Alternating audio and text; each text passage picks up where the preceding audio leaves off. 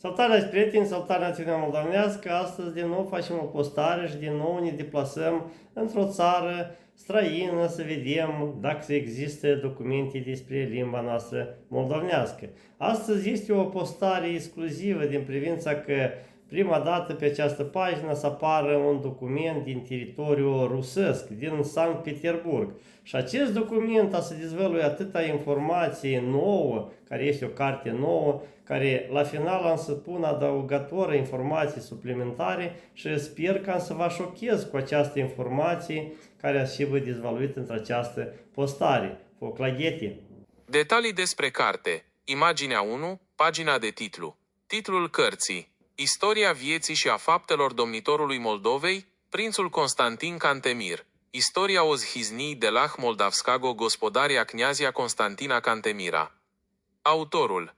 Cartea a fost compusă de răposatul profesor Gottlieb Siegfried Bayer, menționat ca Bayer, de la Academia de Științe din Sankt Petersburg.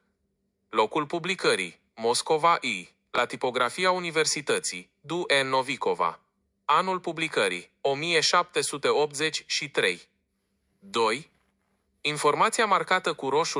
Textul marcat se referă la numirea unui nou domnitor. Conținut.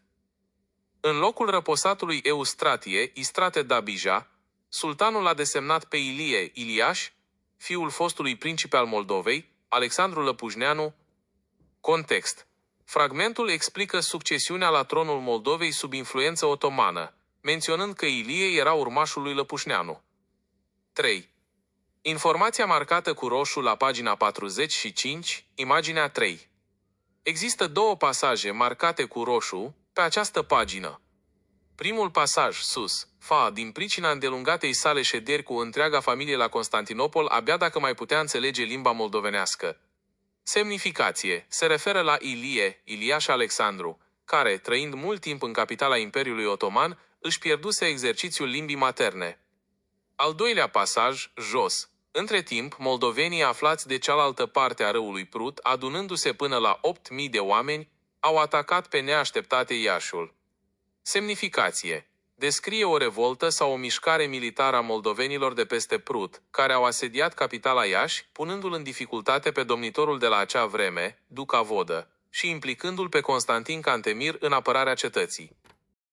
La finalul acestei postări, ca de obicei, doi-trei bănuți ne dau acces mici informații, dar eu vă spun că postarea asta, dacă să o luăm, să o dezvăluim, toată informația care eu am studiat-o pe deasupra, se primește ca Santa Barbara. Credeți-mi pe mine, eu cândva să fac o postare separată, dar așa pe deasupra să vă spun care este sensul acestor documente. Cum ați înțeles, între aceste documente se spune despre Constantin Cantemir. El este tatăl lui Dimitrie Cantemir și că el a fost implicat în domnia a Moldovei, care întâi a fost într-adevăr și se spune între aceste documente despre nepotul lui Alexandru Lăpușneanu, care a fost adus din Constantinopol, și aici să marcăm o informație foarte importantă. Asta, el a fost ales ca domnitor, acest nepot al lui Alexandru Lăpușneanu, la 1666 până la 1668. Și dacă pe timpurile acelea se menționează că el nu știe nici o boabă limba moldovenească, atunci putem să considerăm că deja de la 1666 se vorbi despre limba moldovenească. Asta deja pe acest document care este implicat tatălui Dimitrie Cantemir. Dar să luăm mai departe, din și cauza, acolo este a doilea abzaț, la doilea pagină, moldovenii au făcut răscoală și au plecat cu revolta în Iași. Din privința că acest duc Vodă, care este Gheorghe Vodă, el tot timpul era ales din partea Imperiului Otoman și pus pe teritoriul Moldovei ca domnitor, care a fost înaintea lui acest nepot al lui Alexandru Lăpușneanu, pus, după aceea a fost dat jos și l-a pus pe nepotul lui Alexandru Lăpușneanu, care a fost adus din Constantinopol, acest Ilieș Lăpușneanu, și el a domnit de la 1666 până la 1668. Și din nou a fost dat jos cu ajutorul Imperiului Otoman și din nou a fost pus acest duc Vodă, Gheorghe Vodă, din privința că el se supunea Imperiului Otoman. Și ca moldovenii au făcut revoltă că nu erau de acord, că el se supunea sub Imperiul Otoman și Imperiul Otoman conducea acest teritoriu Moldovei. Din privința aceasta, că el se supunea Imperiul Otoman, el încă era numit Hatman din partea Imperiului Otoman. Asta este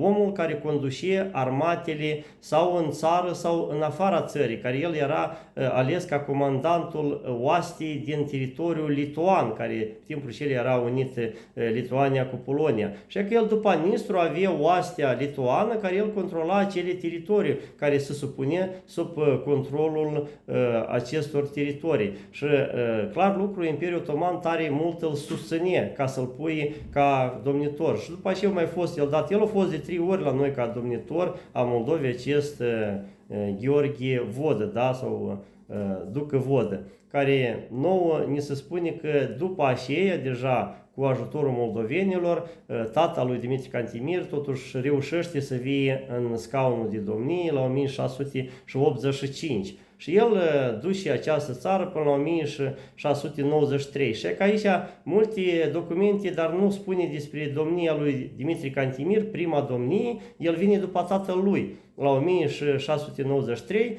în acel an, adică câteva luni, el a stat domnitor a Moldovei, Dimitrie Cantemir. Și dacă luăm că pe timpurile acestea a lui tatăl lui Dimitrie Cantemir s-au scris aceste documente, care deja institutul acesta din Sankt Petersburg le tipărește ca o carte, luăm în considerație că se spune de pe timpurile lui acest Elieș Lăpușneanu, care este nepotul lui Alexandru Lăpușneanu, de la 1666 menționează despre limba moldovenească. Asta este un factor foarte important pentru moldoveniștii noștri să iei în considerație că deja se spune despre limba moldovenească la 1666. Tatălui, care vine ca domnitor al Moldovei, Dimitrie Cantemir vine domnitor o perioadă scurtă în 1693, dar el scrie cartea care este la 1698, care se numește Divanul Călceava Înțeleptul cu lumea, care el scrie această carte în 2 limbi, în greacă și în limba moldovenească, pe grafie și slavonă, care deja este demonstrată și cu lucrările din Marea Britanie. Adică limba moldovenească este menționată în documentele mult mai în urmă decât nouă vreți să ne spui așa numiți oameni de știință din Republica Moldova, care șed pe bedala financiară din țara vecină. Asta este așa, pe scurt, o informație, dragi moldoveni, dar dacă să dezvăluim, acolo este într-adevăr atâta informații ca mai ceva ca Santa Barbara, dar totuși ca să aveți închipuire despre ce merge vorba între aceste documente, care este o carte nouă-nouță, palcică blijiși la arhiva lui Vitas, care într-adevăr deja se începe a implementa și documentele din teritoriul rusesc, care sunt multe cărți acolo care dezvăluie și limba noastră și națiunea noastră, adică neamul nostru moldovenesc. Și astăzi cred că din nou am reușit să batem un cui în sacriul acesta romanizat din Republica Moldova. Nu vă pierdeți că noi continuăm deplasarea noastră prin țările străine să vedem identitatea noastră a limbii moldovenești. Sănătate și trăiască Moldova!